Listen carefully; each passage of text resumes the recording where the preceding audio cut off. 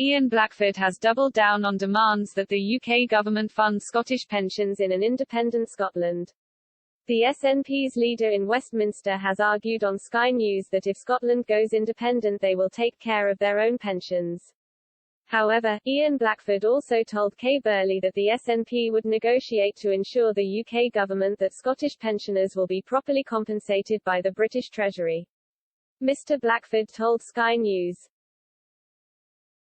"One of the things that we will do when we become independent is we will take responsibility for pensions in Scotland and we will use our taxes overseas to make sure that pensioners are looked after and of course, what we want to make sure is our pensioners get a better deal.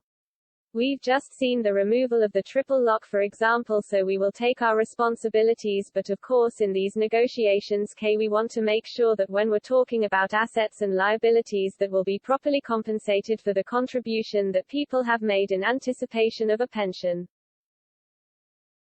But let me be absolutely crystal clear, pensions in Scotland will be the responsibility of the Scottish Government.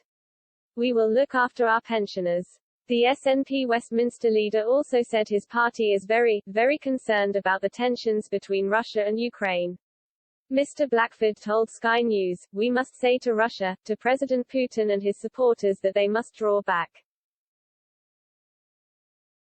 This is a worrying moment. The potential threat of an incursion of Russian troops in Ukraine almost doesn't bear thinking about in terms of the consequences what that would mean for the Ukrainian people. We must absolutely reiterate we stand with them." He insisted there would need to be a very direct response if Russia was to invade, with sanctions at the absolute highest level imposed in these circumstances. "This would be a crime against humanity, it would be a crime of war, and we can't stand back," Mr. Blackford said. He continued, "Russia has to come into the world order, and they must recognize that what they are doing now is not a way they can win friends and influence and be part of that world order. It has to be about democratic states. And one that recognizes the rule of law.